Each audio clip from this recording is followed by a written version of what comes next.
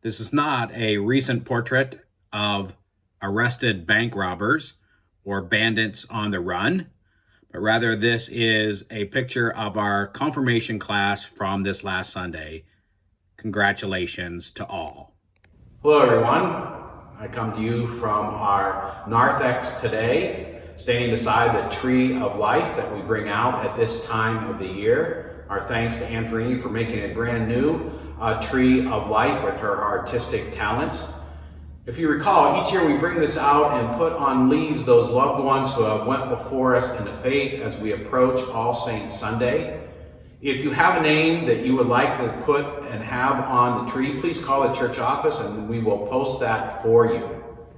This Sunday, of course, is All Saints Sunday, which happens on the first Sunday in November each year, as All Saints Day is November 1st, and this year they happen to be in the calendar year 2020, one and the same.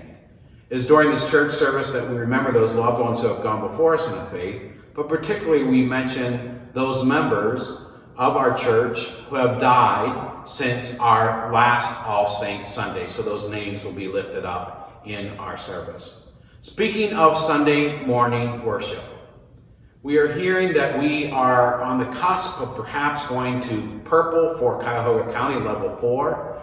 And we have said that if we move from a level 3 to a level 4, we will not have in-person worship, that we will follow the guidance of our governor, and we will not have those type of gatherings under level 4. So if this Thursday they move Cuyahoga County to the purple stage, we will not have in-person worship until it is back down to red level 3 or lower. Let's hope it doesn't do that, but I just wanted to give you that heads up. This is another reason why it's important to RSVP, so that we can contact you if we have to make that change. We do ask that you RSVP by noon of each week. I know that's a hindrance. I know it's a roadblock to coming. It's a pain. I get it. And we do hope to remove that in the near future, really. But for the meantime, if you would still do that, it is appreciated. We can contact you. And particularly, we are approaching our annual meeting that will occur on Sunday, November 22nd, if we're not in a level 4.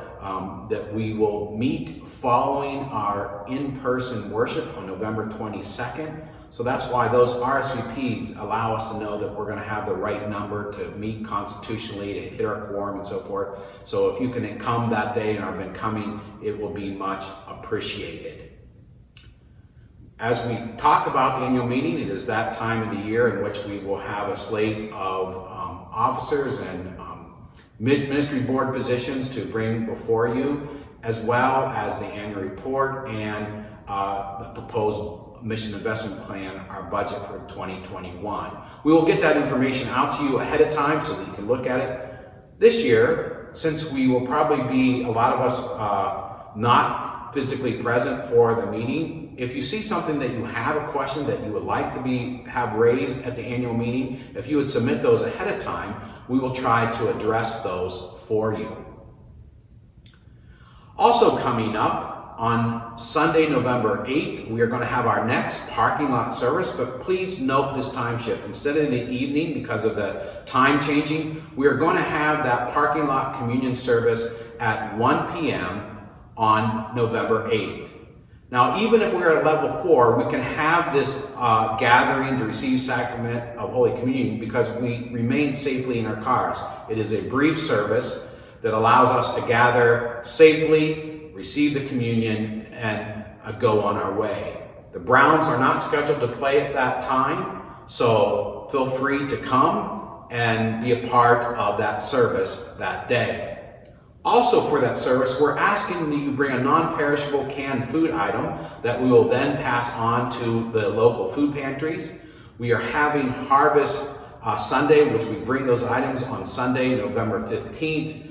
Of course, with this year being different, we're going to still continue to collect those items up to the weekend before Thanksgiving on November 22nd so that we can get those out. Appreciate you thinking about those in need during this time of Thanksgiving, even during the pandemic. We're all weary of this. Who thought back in March when I was worried about whether we were going to have an Easter service in person that we'd be thinking about this at the time of Thanksgiving? Which brings up this whole notion of Advent and Christmas Eve. We're working and trying to figure out how to best approach all this. It is not an easy puzzle to solve, but bear with us. And once we make those decisions, we will be getting that information out to you. But in the meantime, stay healthy and take care, dear church.